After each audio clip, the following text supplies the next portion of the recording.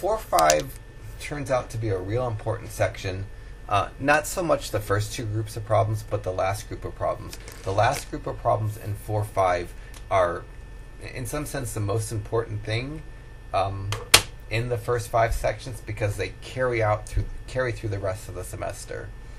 The first group of problems is just basic multiplications, and it's when you multiply 2 cube roots, you get another cube root. Let me just do an example, not from the handout. Like if I multiplied the cube root of 9 times the cube root of 24, when you multiply 2 cube roots, you multiply the numbers under the cube roots, so 9 times 24 is 216.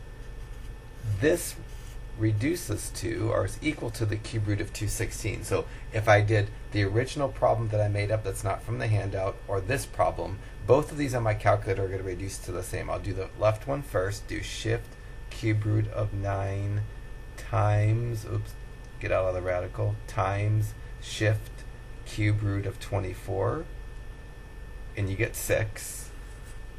And if I say what it's equal to and do that in my calculator, shift cube root of 216, I get 6.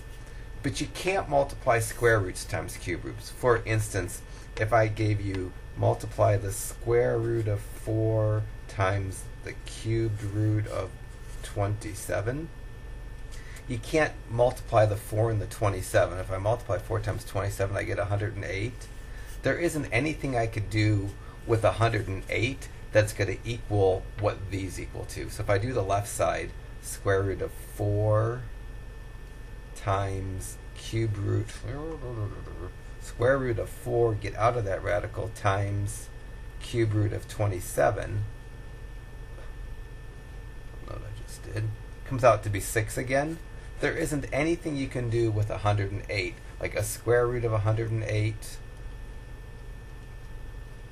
isn't 6. It's 6 times the square root of 3. As a decimal, it's 10.39. If I did the cube root of 108, it's still not equal to 6. And if you thought maybe you multiply or add the indices, if you did the 5th or the 6th root of 108, it also isn't going to equal to 6. So you can't multiply when the indices aren't the same. You can't multiply a square root times a cube root. Can't multiply a cube root times a 4th root. And that's not going to be an issue because I'm not going to even ask you to try that. Well, I take that back. Technically, you can multiply, but you have to create fraction exponents, get common denominators. It's a mess. It's beyond the scope of a Math 121 class or 22 class. So it's not intermediate algebra worthy. So the problems that we're going to do from 1 through 8, I'm multiplying, the indexes will be the same. So I'll multiply cube roots times cube roots, 4th roots times 4th roots, 5th roots times 5th roots, and so forth. When you multiply 2 cube roots, you get another cube root, and you have to multiply what's under the radicals together. And what's under the radicals is a 5x squared and a 25x. To do that multiplication, you multiply the 5 and the 25, and the x squared and the x. 5 times 25, if you can't do it, you can use your calculator. It comes out to be 125. X squared times x, you add the exponents and get an x cubed. So that's the multiply part of this. So I multiplied the expressions. Now I'm going to go into simplify. First thing I'm going to do is find the cube root of 125. It's a perfect cube, so if I do shift cube root of 125, I'm going to get a 5, and it won't be under a radical in my answer. So the number part of my answer is going to be the number 5. That's the cube root of 125. And for a letter, if the exponent's divisible by the index, you just divide to get rid of the radical. So I'm going to divide the exponent on the x and get x to the first power. And I'm going to write just 5x in my answer. So each of the first 8 problems is more or less, they're all basically the same. I'm going to multiply the stuff under the radicals, and then I'm going to do the square root or cube root of each number and each letter separately. Got my little paper. So same deal for 4, because they're both 4th roots. When I multiply 2 4th roots, I get another 4th root. What I need to multiply is the xy cubed under the first radical times the x cubed y to the ninth under the second radical. Multiplication is commutative, so I can shuffle the order of the multiplication to show you better what needs to be multiplied. I have to multiply the x's together and the y's together, and I'm using the rules of exponents to do the multiplication. When you multiply x times x cubed, you're really multiplying x to the first times x cubed, so you add the exponents on the x's and get x to the fourth. Similarly on the y's, you add the exponents and gets y to the 12th. Now I'm going to get rid of the radical because both the exponents are divisible by 4. I can divide the exponents, and when I divide the exponents, I stop writing the radical. So for a final answer, I wouldn't write that. I'd write x to the first power. I won't write the exponent of 1. It's just going to be assumed, and y to the third power.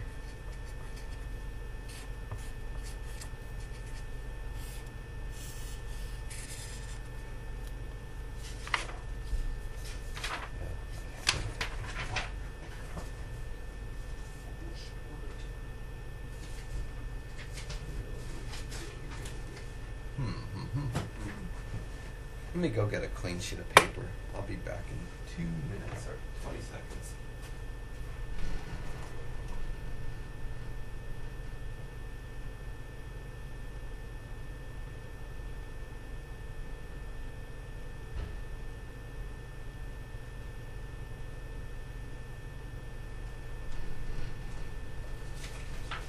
Sorry about that. I need to have a piece of paper underneath what I'm writing, and the last one had a bunch of ink on it.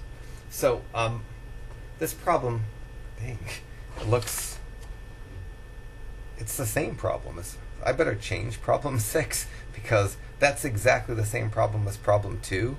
I'm going to change this, and then when you print it out, you won't see this ridiculous problem. So let me do this. The square root of 6x cubed times the square root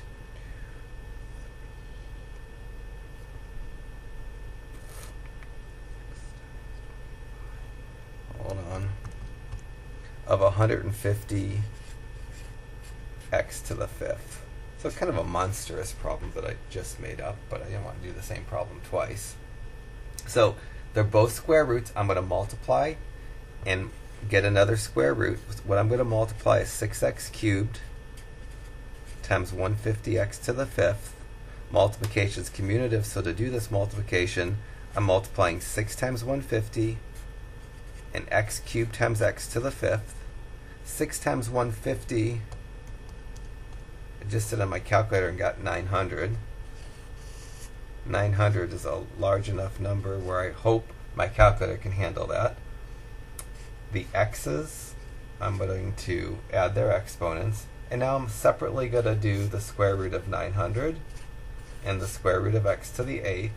The square root of 900 is not even one that I know, but my calculator probably knows it, so I'm going to do the square root of 900.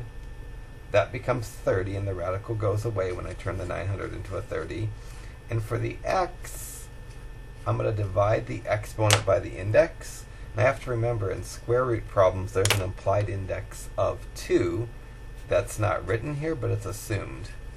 So my answer for the new problem 6 is going to be 30 x to the fourth. Before I started lecturing, I didn't like the old problem 6, so I changed it, and then I didn't realize it was already a problem I had on there. So you won't see that. You'll see this when you print it out. They'll change that. Problem 8 was another problem that I changed. I forgot to delete that parenthesis. So this should be the square root of 3x times the square root of 12x cubed, and that's what you'll see when you print it out. Same deal, I'm going to multiply, because they're both square roots, I'm allowed to multiply. So I'm going to multiply 3x times 12x cubed, which forces me to multiply the 3 and the 12, the x and the x cubed. When I multiply 3 times 12, I could use my calculator if I can't do that, but I can do it without a calculator. The x's, you add the exponents. The x without an exponent has one that's implied. So the multiplying part, I get the square root of 36x to the fourth And now I'm going to do each piece separately. The square root of 36 is going to be 6. And for the x, I'm going to divide its exponent by 2, because in a square root there's an implied 2 for the index. And my answer to problem 8 is going to be 6x squared. Next group of problem is divide and simplify.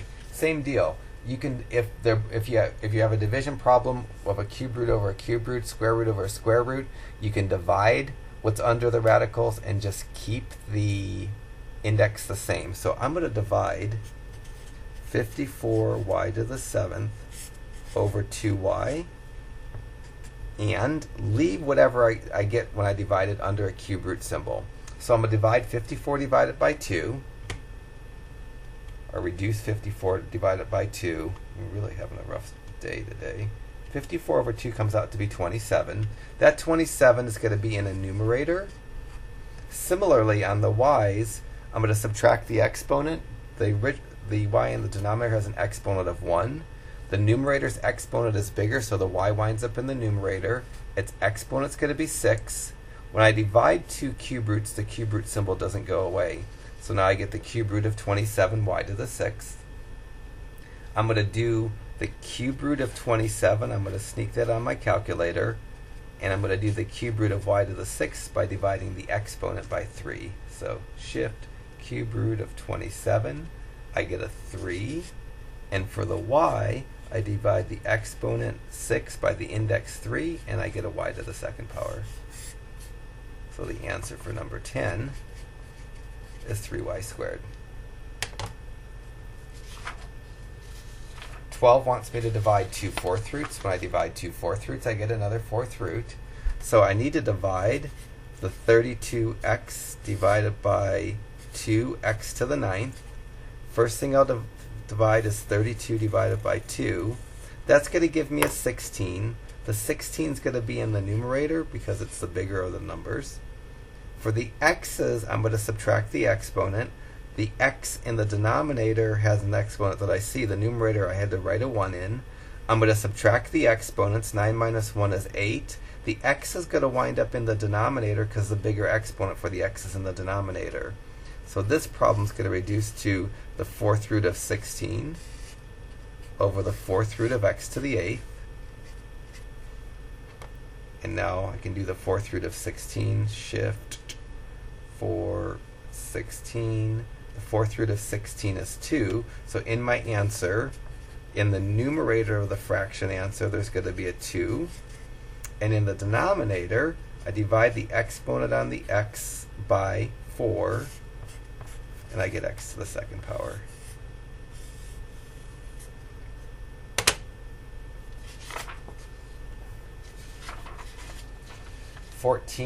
I'm dividing 2 cube roots, so I'm going to get another cube root. What I need to divide is 16x to the 5th over 2x squared. First I divide the 16 by 2. I'm going to get an 8. It's going to be in the numerator.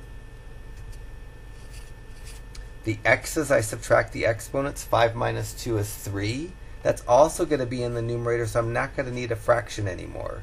When I divide the two cube roots, the cube root symbol doesn't go away, it just stays. But the fraction went away here because this fraction reduced into something that wasn't a fraction. And then after I get this part, I'm going to do the cube root of 8. I'll do that on my calculator, and the cube root of x cubed. I know the cube root of 8, but I'm pretending I don't know it. Cube root of 8 is going to be 2. So part of my answer is going to have the number 2. And for the x, I divide the exponent by 3, and I'll get x to the 1st power as the rest of my answer. So for the x, I'm going to go x to the 3 divided by 3, which is x to the 1st power. Well, last one before it gets funky. So 17 through 52 is where I have something completely new. So this fraction, I have to reduce 3x to the 7th over 3x to the 13th. When I do that division, the 3's cancel, so I won't have a number I'm going to have to take the cube root of. but the x's, I subtract the exponents and I get x to the 6, because 13 minus 7 is 6. The x is going to be under the cube root, and it's going to be in the denominator, because the bigger exponent's in the denominator, and when you're dividing fractions, you subtract the exponent, leave the exponent where the bigger exponent was. Numerator, I can't write a fraction without a numerator, so I'm going to leave a 1 behind. And I'm almost ready for my answer. I get 1 over x to the 6 over 3. And my answer is going to be 1 over x squared. Alright, so hopefully you have this calculator handy, because it's going to be a big lifesaver for the rest of the chapter, maybe more so than it's ever been. First problem, I see the square root of 24. And there is no number that has a square root of 24, because if I think of the square roots I know the square root of 1 is 1, the square root of 4 is 2, the square root of 9 is 3, the square root of 16 is 4, the square root of 25 is 5. There's no number in this list that says the square root of 24 equals to a nice integer. That being said, 24 is considered a non-reduced square root because it can be written in a way such that there isn't a number that has a square root as a factor of 24 under the radical. Let me show you how the square root of 24 reduces, and I'll talk about how to do it by hand. So I'm going to do square root of 24 on this calculator, and it's not going to be an integer. It reduces to this. It reduces to 2 times the square root of 6. So my goal in the answer to problem 18, really having an odd morning. The answer to problem 18 is 2 times the square root of 6, because if I did a decimal version of this, 2 times the square root of 6 is 4.89. And if I broke out this calculator, which is kind of a dumb calculator, and did the square root of 24, really? Square root of 24 is 4.89, exactly the same decimal. So the square root of 24, its decimal expansion is 4.898979486. The decimal expansion for 2 times the square root of 6 has the exact same decimal expansion. Square root of 24 is considered a non-reduced square root because there's a factor of 24 that has a square root. So to reduce the square root of 24 without my calculator, there's 2 strategies that will work. One strategy is to rewrite the square root of 24 into a multiplication problem, a multiplication of 2 square roots.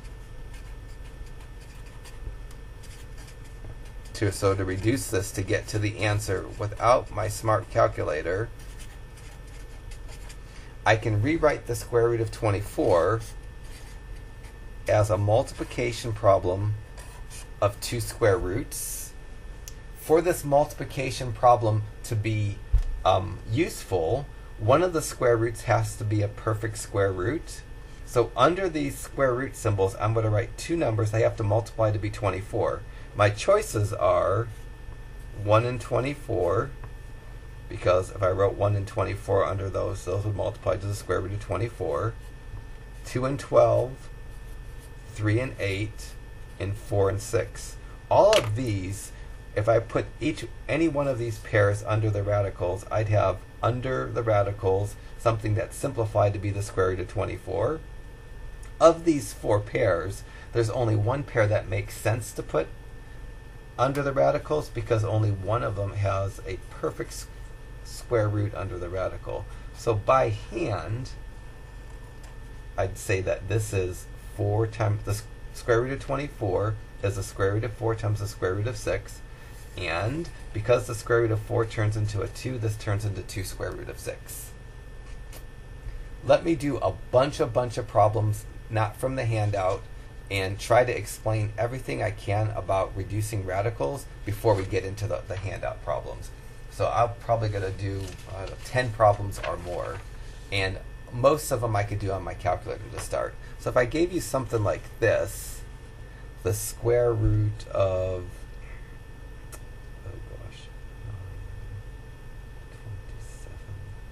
the square root of 54.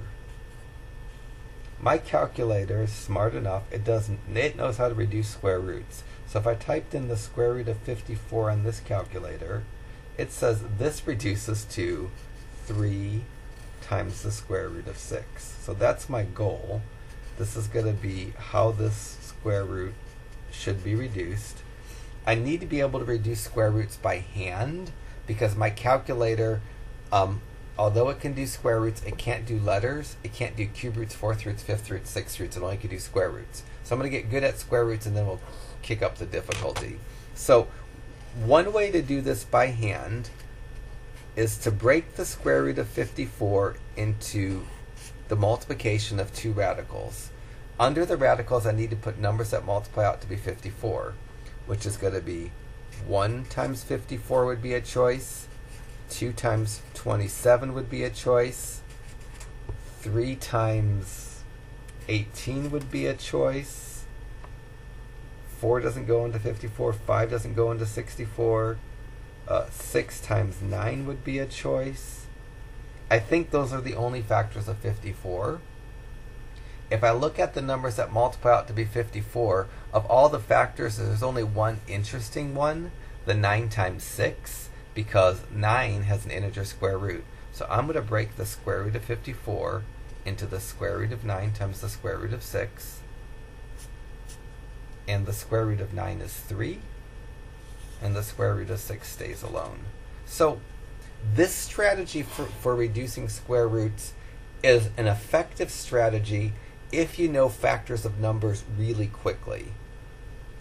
Unfortunately, more often than not, students don't know factors of numbers under square roots real quickly, and this strategy breaks down. This is the strategy that I use because I do numbers in my head really well. When we get to problems that our calculator won't do very nicely, there's another way to reduce the problems, and it's the way that most students gravitate to because it's the way that's easiest for cube roots, fourth roots, fifth roots, and sixth roots, and so forth. So I'm going to reduce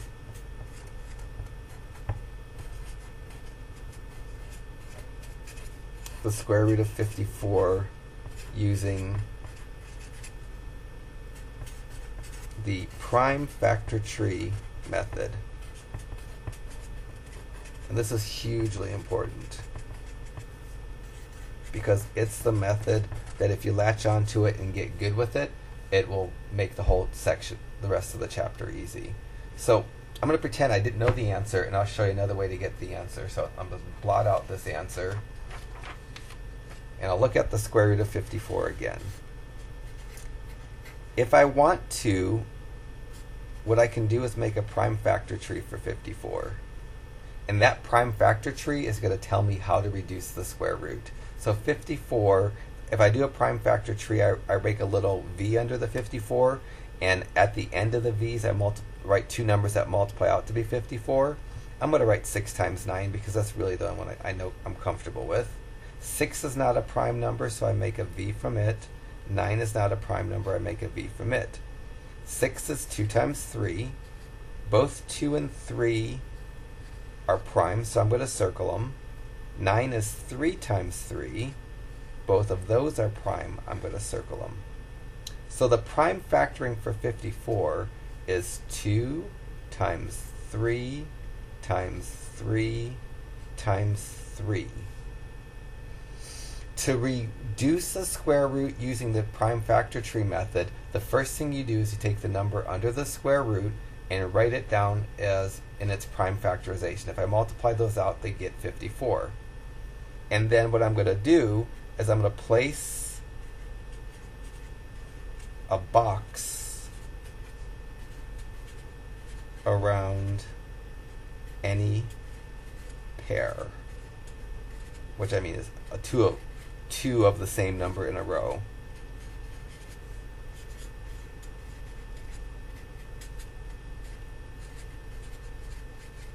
So I have the square root of 54 staring at me. I know the answer, but I deleted it.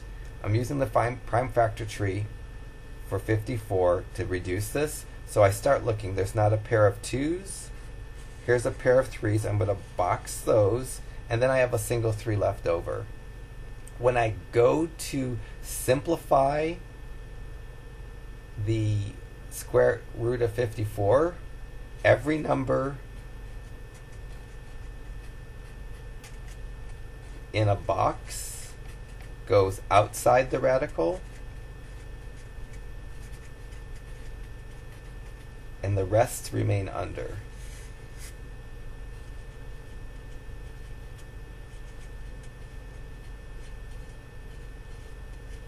So for this, when I go to rewrite the square root of 54, I have a 3's in a box. Every time I get a box, I get one of those numbers out in front of the radical.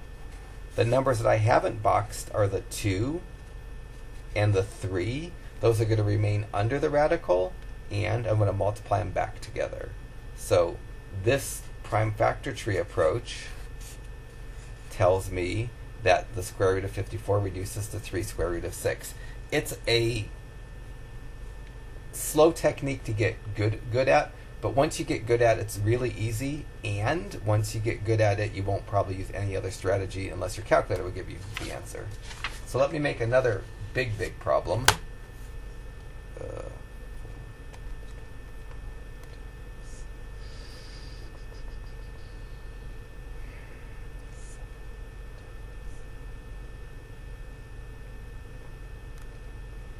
And I want to reduce the square root of 3,500.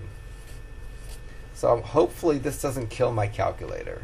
So I'm going to go shift, I'm just going to go square root 3,500, and my calculator tells me that this is supposed to reduce to 10 times the square root of 35. I want to reduce this by doing a prime factorization for 3,500. Prime factorization for 3,500, that's kind of a pain in the back end, to say the least. The nice thing about this calculator, it does so much, and one thing it does is prime factorizations. To make your calculator do prime factorizations, you have to make sure it's not in any kind of funky mode.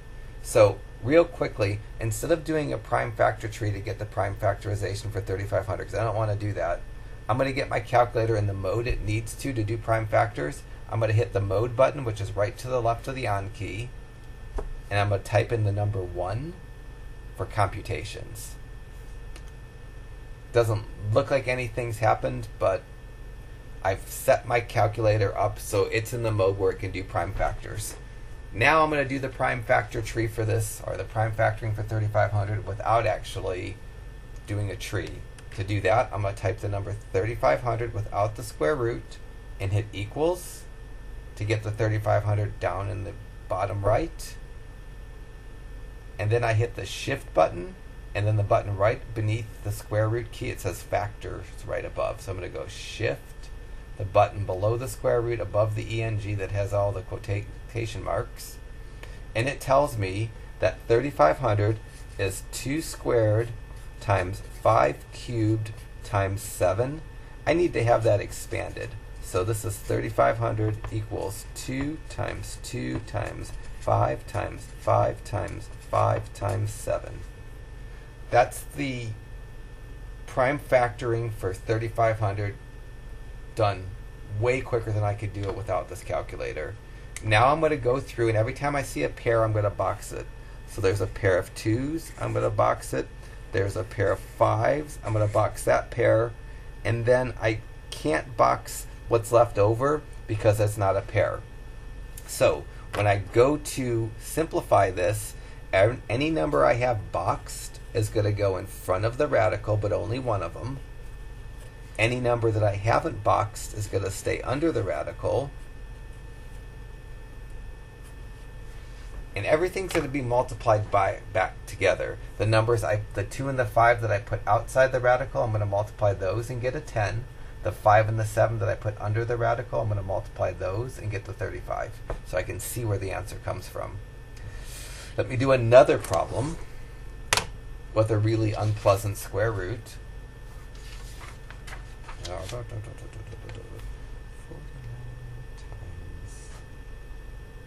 4 times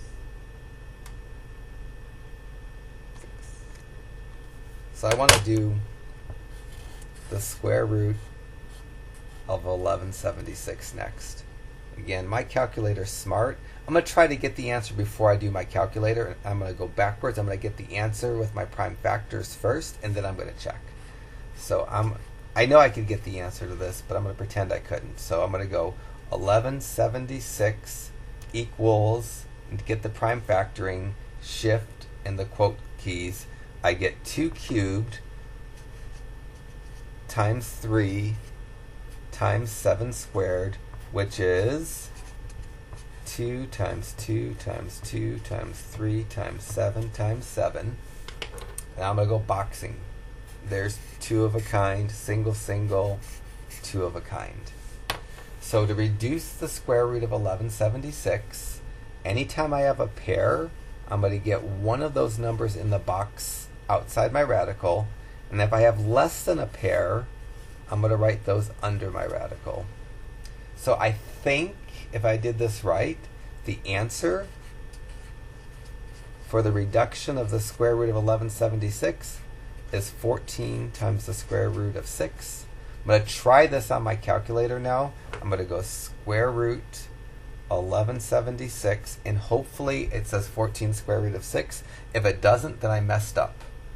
But I didn't. Beautiful. I'm going to do one more, and then I'm going to get into cube roots. And I'll do it right on this sheet here. So I'm going to make another really obscenely large number.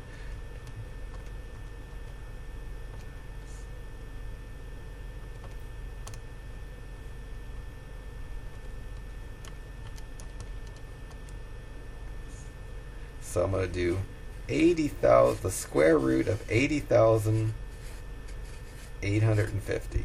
So I would never want to do a prime factor tree for that, nor try to break it into pairs using the other strategy that I showed. So I'm going to do find the prime factors for this and figure out how it reduces. So I'm going to go 80850 equals, to get it down in that right corner, and then shift in that little quote key, and this tells me that 80850 equals 2 times 3 times 5 squared times 7 squared times 11, which is 2 times 3 times 5 times 5 times 7 times 7 times 11. I'm going to box anything that's a 2 of a kind, and I'm getting ready to write my answer. Anything that's a 2 of a pair, you get one of them in front of the radical. So I get a 5 and a 7 in front of the radical.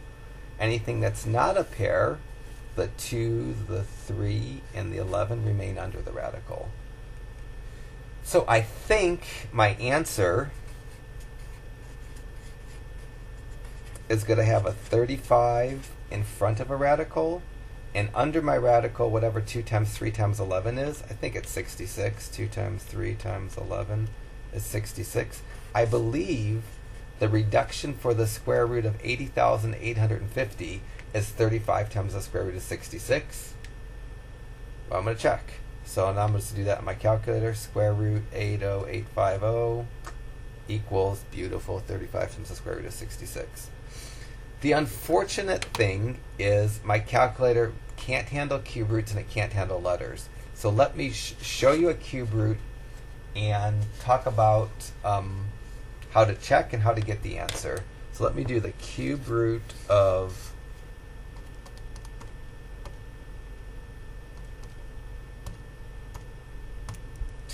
37,800. If on my calculator I did shift cube root 37,800, my calculator unfortunately tells me this is 33.56066,826. We generally, when we're reducing radicals, don't want decimals. So that's not a good answer.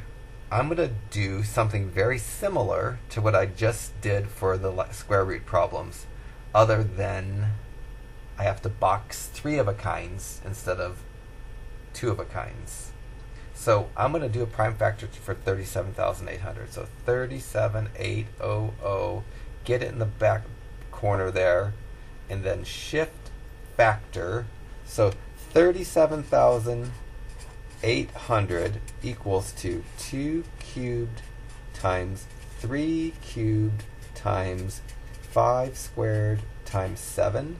I'm going to expand that now. So 37,800 equals 2 times 2 times 2 times 3 times 3 times 3 times 5 times 5 times 7. For cube roots, because the index is 3, I'm going to box anytime I get 3 in a row. But I'm not going to box less than 3 in a row. Anything that I have boxed, I'm going to have 1 in front of the radical. Anything of those in front of the radical, anything I don't have boxed stays under the radical and gets multiplied. So the difference between square roots and cube roots in this approach, square roots I boxed when I had 2 of a kind, cube roots I boxed when I get 3 of a kind. So I'm going to think that this is going to reduce to this. 2 times 3 times the cube root of 5 times 5 times 7. Anytime I box of a 3 of a kind, I get 1 of those in front of the radical. Anything that's unboxed stays under the radical. So I think if I multiply 2 times 3 and get 6, and multiply 5 times 5 times 7 and get 175, that this would be considered the correct reduction of the original problem.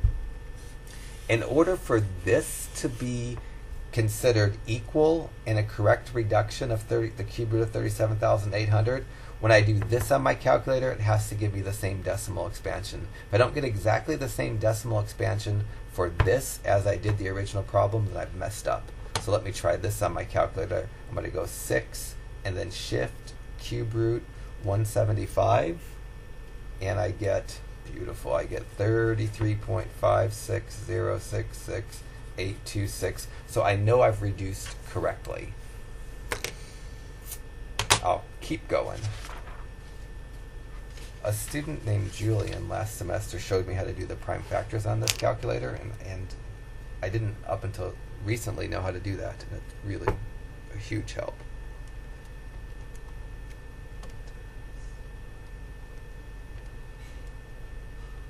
So I'm going to reduce now the cube root of 94,500.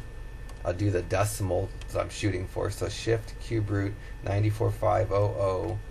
Its decimal expansion is 45.54883,458. When I write my answer, I'm going to find the decimal equivalent of my answer. It has to be that. So now I'm going to do a prime factoring for 94,500. So 94500 equals, and then shift factor it. And I'm going to be slicker this time and not write exactly what my calculator gave me. I'm going to write the expanded version. So this is 2 times 2 times 3 times 3 times 3 times 5 times 5 times 5 times 7.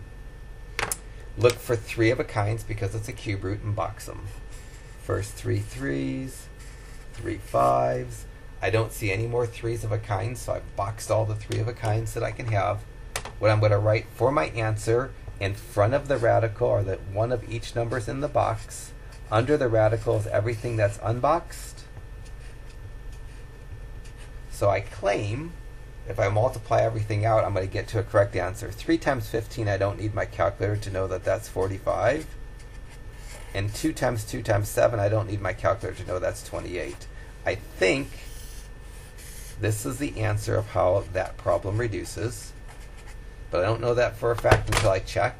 So I'm going to check it by taking that problem and go 44 shift cube root of 28. The only way this answer is correct is if when I hit enter I get exactly that decimal. Oh, and I don't get exactly that decimal. Ugh. So what did I do wrong? Either I don't know what I did wrong. Let me redo the original problem. So I have a dilemma here because I see 136.6465037. I've made a mistake somewhere. I have no idea where the mistake was. I'm going to start over. So this can happen to you. You're shooting for this decimal, you get this decimal. Let me pretend I haven't done that problem at all. I made a mistake somewhere. I don't know where the mistake is. And I'm horrendous at finding my mistakes. So I'm going to start over and redo the whole thing from the beginning. First thing, find out what the decimal for cube root of 94,500 is. It's still that 45. So that part I didn't screw up on. I don't know what I did wrong. So now I'm going to do the prime factoring for 94,500. It's probably where I messed up. It's 2 squared, 2 times 2 times 3 cubed, times 5 times 5 times 5 times 7. Oh, I see my mistake. Alright, I found my mistake, but maybe you saw it when I blew it. But this is good because it's going to happen that you make mistakes, and this is what happens when you have a wrong answer. You don't get a decimal matching. I didn't get a decimal matching. I knew I made a mistake, and I found my mistake in front of the radical. I did this. I was so good up to this part. I put a 3, and then I multiplied the 3 and the 5 and wrote a 15. This is where my screw up was. I was just supposed to put a 3 and a 5, and I knew I had to multiply them. I multiplied the 5 and the 3 before putting down the 3 and the 5, so I should have had 3 times 5 there.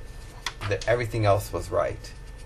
The cube root of 2 times 2 times 7. So my answer, I believe I should have written 15 times the cube root of 28. And now let me check that. So now I'm going to go 15 cube root of 28. Oh, beautiful. I get that lovely number. So now that's right. The nice thing about this strategy is it makes fourth roots a non-issue as well.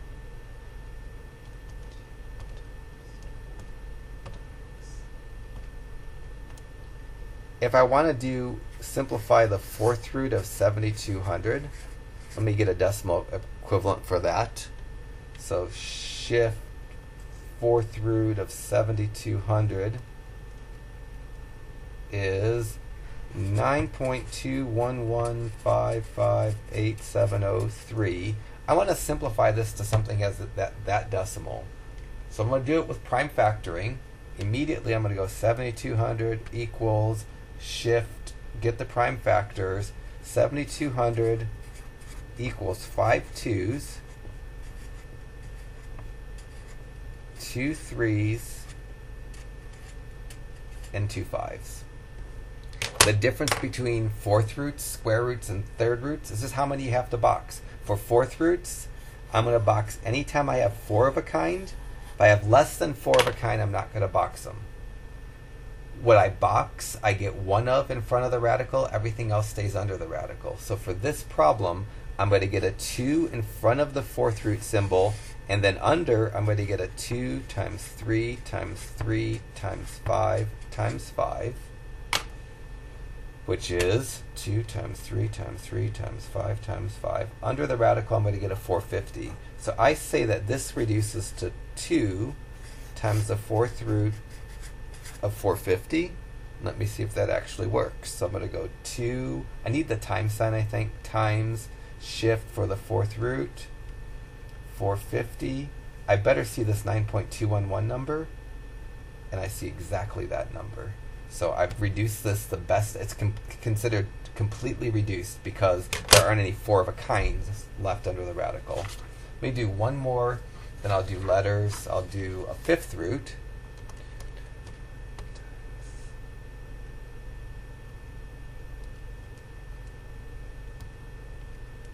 How about the fifth? Well, hold on before I do this.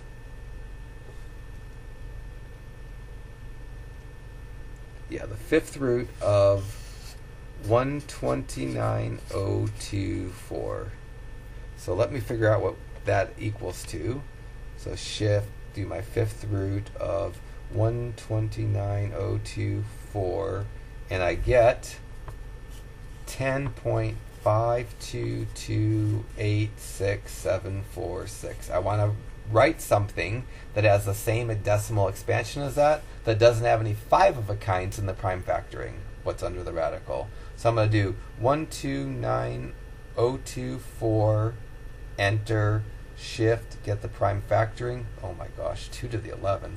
So 1, 2, 3, 4, 5, 6, 7, 8, 9, 10, 11 twos, 2 3s, and a 7. So that's the prime factoring for that horrendous number.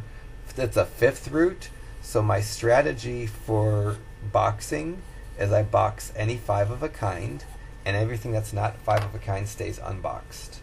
So in my reduction, in front of the radical, I'm going to get 2 2s because I have 2 boxes around the 2s.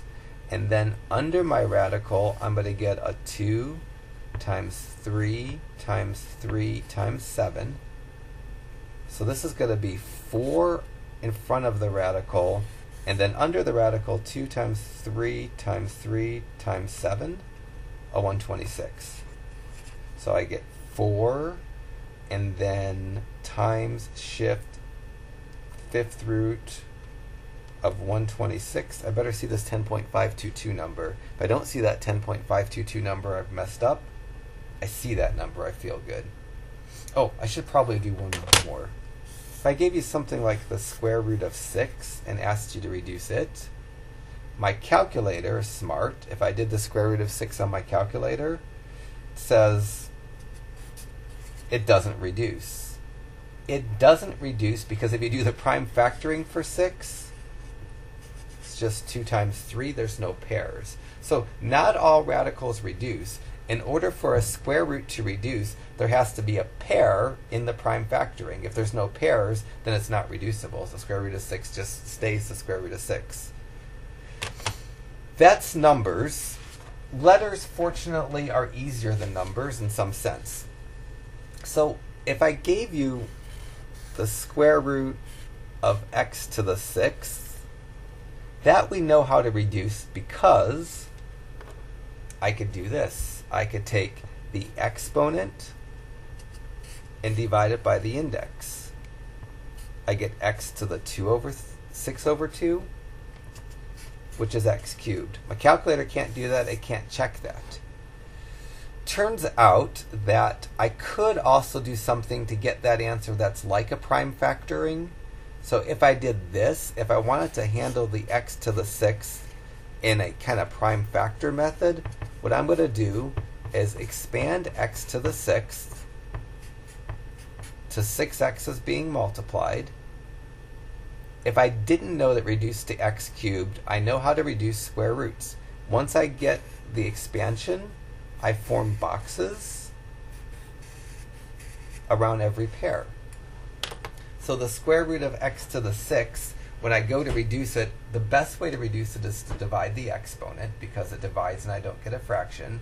If I didn't know that strategy, this prime factor strategy will work. This says I'm going to get 1, 2, 3 x's outside the radical. There's nothing left unboxed to go under the radical, so there's nothing under the radical when I reduce the square root of x to the 6th. And x times x times x is just x cubed. Let me do a cubed root. So like if I did the cube root of x to the 6th, by hand, because the exponent 6 is divisible by the index 3, I know that that reduces to x squared. If I didn't, I could do this. I can go x to the 6th equals x times x times x times x times x times x. Box, every time I get 3, I box. So this tells me the cube root of x to the 6th is going to have 2 x's outside the radical, 1 for each 3 of a kind, nothing under the radical. So this is the radical is going to go away, and I'm going to get the x squared. This is the strategy I'm going to reduce by if the dividing gives me a fraction, because we don't usually like fraction exponents if we can avoid them. So if I gave something like this, the square root of x to the fifth, the dividing strategy of dividing the exponent by the index would give you that. This is not good. It's a correct rewrite of the square root of x to the fifth, but it's not desirable. We try to avoid fraction exponents. So how would I reduce the square root of x to the fifth? I'd write my x to the fifth down as 5x's being multiplied. Because this is a square root, I'm going to box every time I get 2 of a kind. So, in terms of reduction, in front of the radical, I'm going to have 2x's, one from each of the boxes. Under the radical, I have 1x, a single x that's left over. So the square root of x to the fifth, although it does equal x to the 5/2, it's better rewritten as x squared times the square root of x. One more with the letter, then I'll do the handout. If I did the cube root of x to the fifth, again, you could say that's x to the 5/3, but again, I'd probably call that a bad way to rewrite it. If I want to reduce the cube root of x to the fifth, the desired way to do it is to break the x to the fifth down into the 5x's that multiply out to be x to the fifth, box every time I get 3. So the cube root of x to the fifth is going to have 1x in front of a radical, and under the radical I'm going to have the 2x's that weren't boxed, and this is going to be x times the cube root of x squared. Unfortunately, with the letters, it's a little kind of awkward to check, so I just have to hope I don't mess up on the letters. Okay, now we're ready to just beat up this handout a little bit. And the square root of 106 I can mindlessly do on my calculator. It's a square root, doesn't have letters. If I did the square root of 106 on this calculator, it tells me that this is a non-reducible square root. And that means if I did a prime factoring for 106, there won't be any pairs. So I'm going to confirm that answer. That is the answer, but I'll pretend I didn't know that, and I'll do the prime factoring for 106. The prime factoring for 106 is 2 times 53. Since there's no pairs, there's no 2 of a kind, there's nothing to put in front of the radical.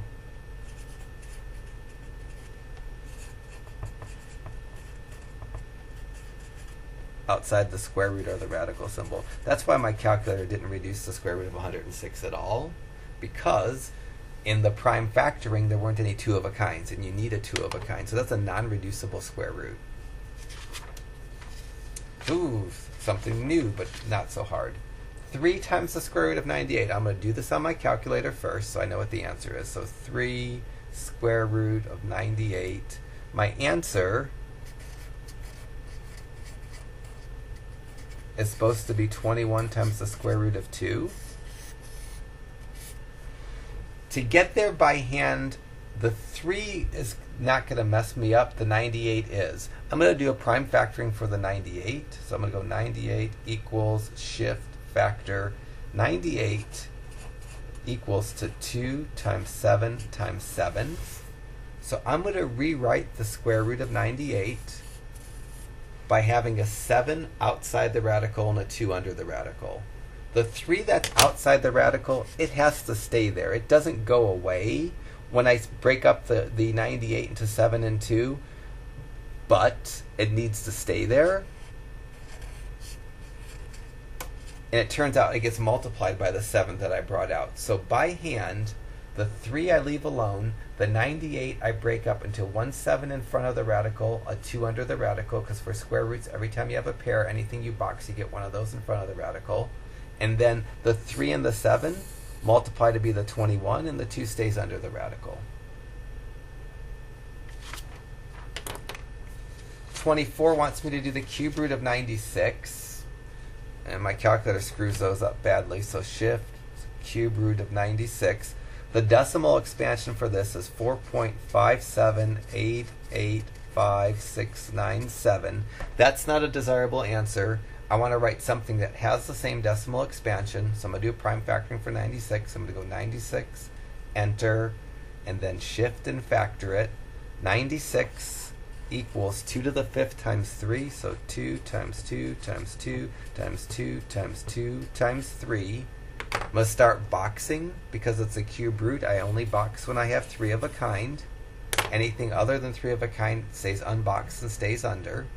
So for my reduction, I'm going to get a 2 in front of the cube root. Under the cube root, I get a 2 times 2 times 3. I'm going to multiply those. I don't really need a calculator to multiply 2 times 2 times 3, but I can use mine. I claim that the answer to this problem, the reduction of the given cube root, is 2 times the cube root of 12. Now I'm going to check this. I'm going to go 2 and then shift cube root of 12. If when I hit enter I get that decimal, my answer is right. If I don't get that decimal, I'm wrong. And I got exactly that decimal, so my answer is right. I'll move on to the next problem. 26 wants me to do the cube root of 200. Can't do that so well. So shift cube root of 200 has a horrible decimal of 5.8480354776. That's not a desirable answer. Prime factoring for 200, so 200 equals shift factor. So 200 equals 2 times 2 times 2 times 5 times 5. It's a cube root. I need to make boxes when I have 3 of a kind. Less than 3 of a kind don't get boxed. Every time something's boxed, I get one of those in front of the radical. Anything that's unboxed stays under the radical. So this is going to be 2 times the cube root of 5 times 5, which is going to be 2 times the cube root of 25. And I better check the decimal and make sure I haven't done something silly. So I'm going to go 2 shift cube root of 25. Hopefully I see that 5.848 number. I see it, so I know I haven't messed up. Next one's a 4th root, and there's a number outside the radical. Makes no difference to me. It makes some difference on my calculator. On my calculator, I probably have to enter this times sign. So on my calculator, I'm going to go 5 times, and then do the 4th root of 486. And I get 23.4762687. It's not the answer I want. I'm going to reduce the 486. Do 486 equals shift factor it. So this is 2 times 3 times 3 times 3 times 3 times 3. It's 2 times 3 to the 5th. It's a 4th root, so I box 4 of a kinds. Anything other than a 4 of a kind stays unboxed, stays under. This problem had a 5 in front of the radical that's going to stay there.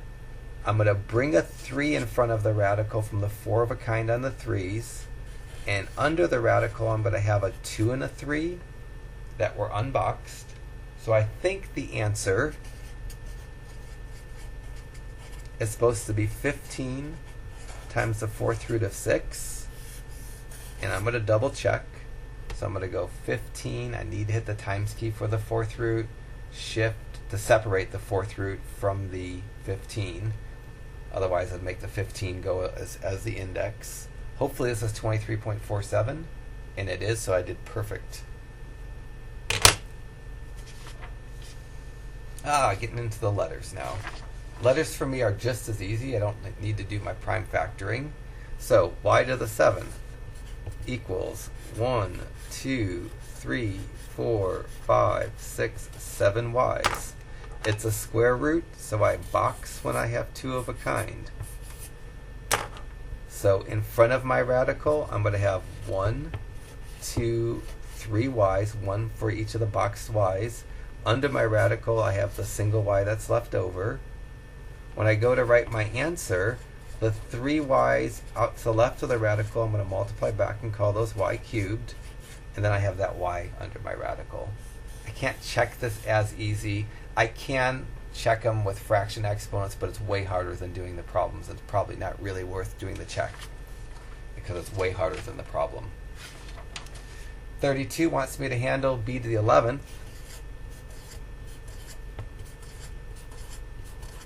I'm writing the prime factoring in some sense for b to the 11th, which is a series of 11 b's. It's a cubed root. So when I start boxing, I box 3's of a kind.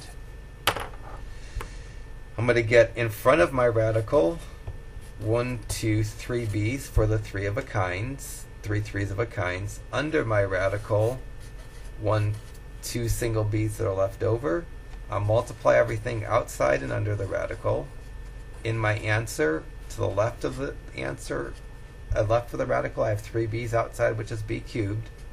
Under the radical, I have 2 b's, which gives me a b squared.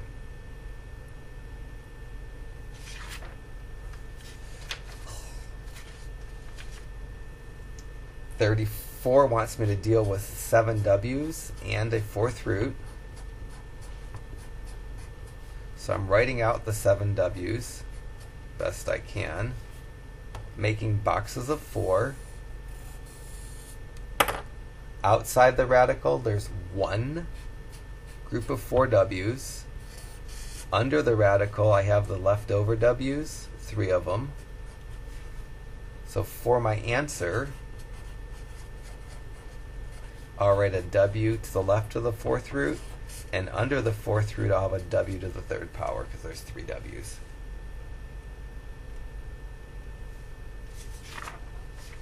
(36) trick problem, as is 38. So this is a cube root problem. When I write my x squared, I need 3 of a kind in order to get something outside the radical.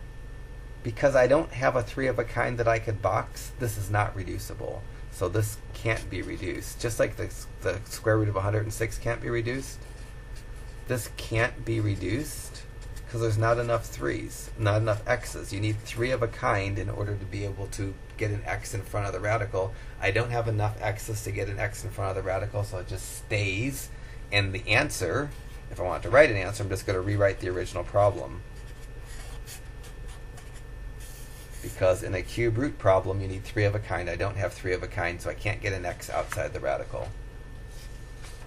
38 is basically the same problem. In this problem, the y to the 4th is only 4 y's, but it's a 5th root. I need 5 y's to get a y outside the radical. I don't have enough y's to pull a y outside the radical, so I can't do anything to this problem. It doesn't reduce. So I do not have enough y's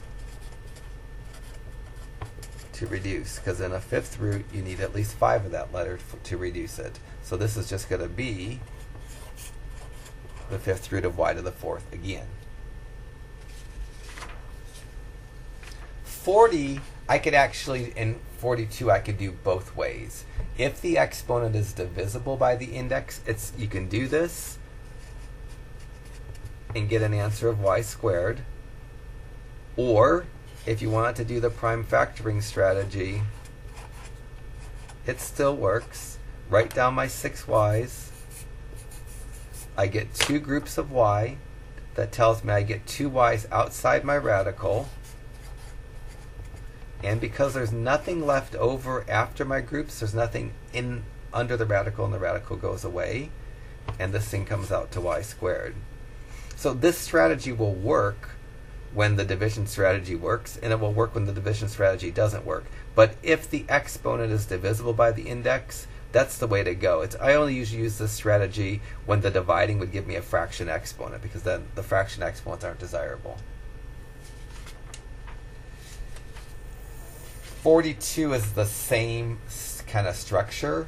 I could have just done this, divide the exponent by the index, and got my answer.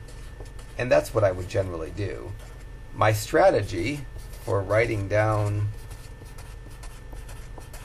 15 b's will work because there's 1, 2, 3 groups of 5.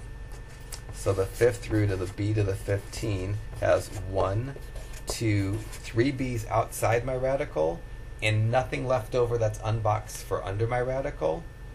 So I don't have a radical left. I have 3 b's outside the radical, which is b cubed. 44 I have to treat like it's a bunch of different problems. How far we go with this? 48, 50, all the way to 52, so another 6 problems or so. I'm going to do this as 4 separate problems. First thing I'm going to work on is the square root of 72, and then I'm going to work on the square root of a cubed, and then I'm going to work on the square root of b squared, and then I'm going to work on the square root of c. Do each one separately. Square root of 72 I could do all the way on my calculator. I'll pretend my calculator can't do that. I'll do the prime factoring for 72. So 72 is 2 times 2 times 2 times 3 times 3. There's the prime factoring for 72, which tells me outside the radical I have a 2 and a 3. Under the radical I have a 2, because I have, anytime I make a box, I get one of those in front of the radical. A cubed is a times a times a, box and 1 left over. So I'm going to have an a outside my radical and an a under my radical. B squared, if I didn't divide, which you could have, you get a b outside the radical, but nothing left under the radical. There's no b's under the radical because there's no stragglers. In the c, I can't box the c because there's not 2 of a kind. The c is going to stay under my radical. Now I'm just going to multiply that 2 and 3, and in for my answer, I'm going to get 6ab times the square root of 2ac. We are going to reduce radicals for the entire semester over and over and over again. So if you get really good at this section, it's going to pay off for the rest of Chapter 4, in Chapter 5, and in Chapter 6 as well. 46, I'm going to treat as 4 separate problems, one for the number, one for each letter. So I'm going to work on the cube root of 54, the cube root of x, the cube root of y to the 6th, the cube root of z to the 7th. First I'll do the prime factoring for 54, which is 2 times 3 times 3 times 3. So for the 54, I get a 3 outside the radical and a 2 under the radical. For the x, there's not enough there. I need 3 of a kind to pull one out. I don't have 3 of a kind. It's going to stay under the radical.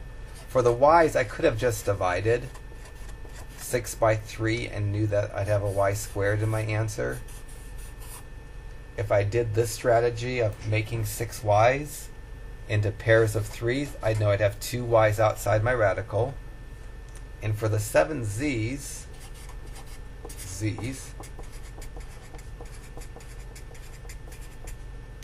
I get 2 z's outside my radical and then 1 z left over for under. So z, z, and z. I'm going to multiply anything that I can and get to my answer, which is going to be 3y squared z squared times the cube root of 2xz.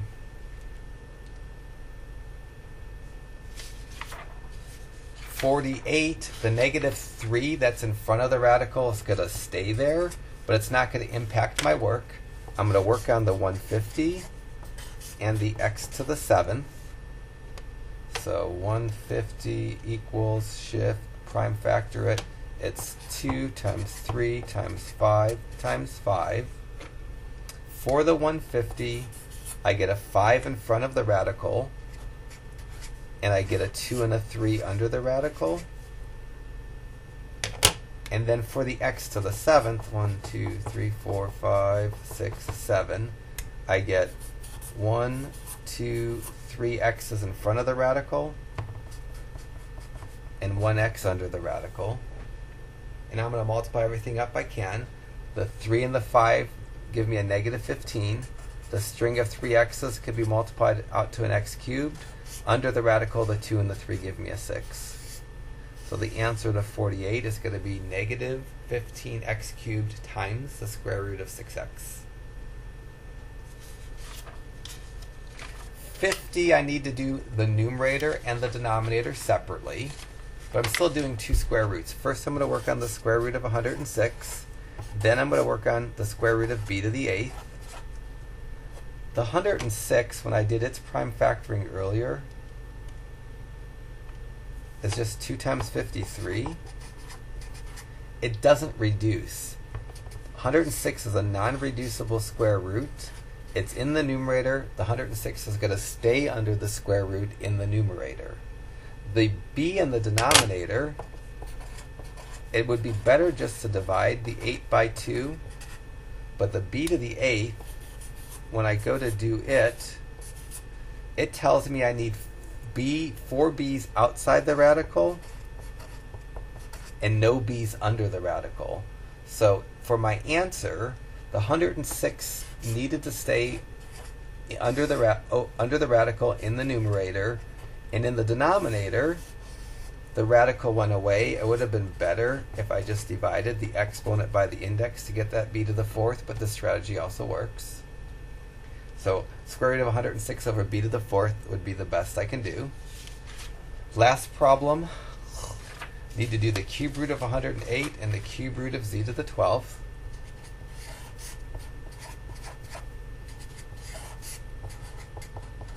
So I'll do the 108 first. Prime factoring for 108 is 2 times 2 times 3 times 3 times 3.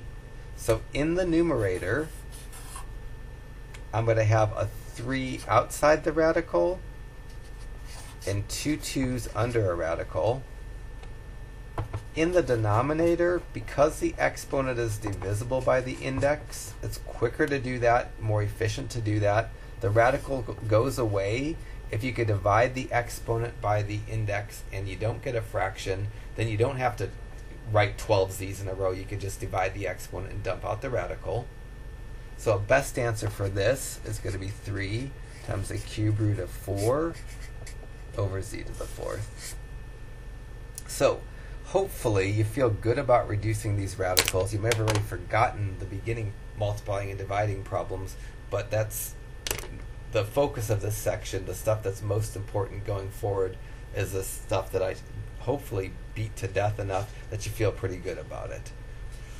Okay, so more than likely you have a 50-point test coming up now over these first 5 sections in Chapter 4, and generally that means to do problems 1 through 12 on the review. So if that's the way your semester is set up, that's what you should be focusing on now. Don't worry about 4, 6 until you get done with the test over the first 5 sections. Sometimes in the spring semesters I give a test over the entire Chapter 4, and if that's the case you can keep going. But look at your syllabus to see if Chapter 4 has 2 50-point tests. If it does, then you want to start doing the review, the first 12 questions now. If you have 1 test over Chapter 4, then you can just keep going on and do 4, 6 next.